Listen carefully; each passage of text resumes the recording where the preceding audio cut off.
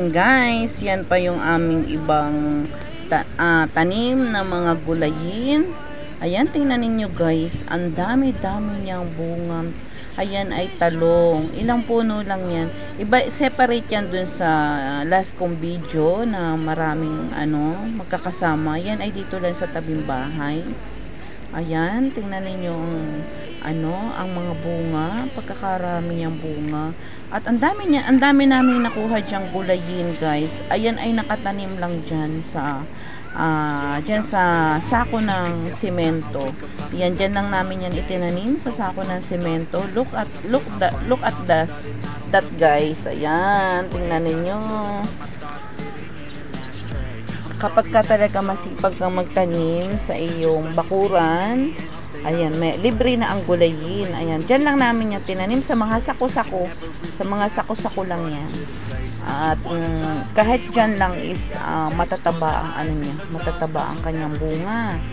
Ayan, siya, yung puro okra lang yan, tanim namin na yan dyan sa mga sako. Bukod pa yung doon sa talagang lupa na mga tanim namin. Ayan. So, pinakikita ko lang sa inyo guys yung mga namin dito sa aming tabing bahay, sa backyard, na kahit nasa sa bahay ka lang or kahit wala kang gulayan, na malawak na gulayan, is pwede ka naman magtanim diyan lang sa tabi-tabi lang ng mga bahay niyo. Kahit ang lupa is doon nyo lang ilalagay sa sako, tapos lagyan nyo lang siya ng mga mataban lupa at saka na mga marami namang po pwede nating ilagay na pampataba siya, pampataba dun sa mga ayan, Tagalog yan, Tagalog na talong, yan yung puting talong. Ang tawag dyan is araw-araw. Yan, araw-araw na talong yan. Ibig sabihin, araw-araw siya bumubunga. Iba pa yan talong na kulay yan kulay, yung isang kulay na yan, kulay violet. Yung puti na yun, ang tawag is araw-araw. So, yan yung talong na pahaba naman siya. Yung araw-araw is yung puti na bilog. Bilog ang pagkaano niya. Ayan.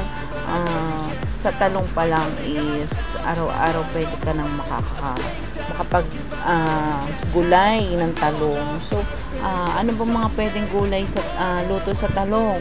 Pwede natin gawing tortang talong. Lagyan natin siya ng egg. At tapos pwede rin naman natin siyang ilaga lang or yung parang steam nam kapag ka meron ka ng bagoong, tapos may kalamansi ka, so solved na yan, solved na ang ang talong na yan. Pwede mo na siyang may ulam, o di ba? Sa simpleng luto is masarap na. Yan, puro talong yan, ang daming bunga. Nakakuha kami dyan ng mga bunga is siguro mga nasa 3 kilo. Ayan, 3 kilo. O diba, sa maghapon is marami ka nang pwedeng pwede mong tortahin, pwede mong ilaga. So, kahit na anong gusto mong luto, pwede. Ayan, tapos meron din kaming, ayan, alam nyo ba kung anong tawag dyan, guys? Yan ang tinatawag na upo. Ayan, ang upo. Tingnan, ang lalaki ng bunga. Meron kami dyan na na hindi na namin siya ginulay para gawin uli siyang gagawin siyang punla para may maitanim uli kami. Ayan, ang laki. Upo ang tawag niyan sa amin. Alam nyo ba yan guys? Pwede nang kapag ginulay mo, pwede mo na lang siya lagyan ng sardinas. Ayan, ulam na yan. Pwede na siyang kapag nilagyan mo siya ng sardinas, ulam na siya. Panamana sa solve na ang umagahan or tanghalian or hapon.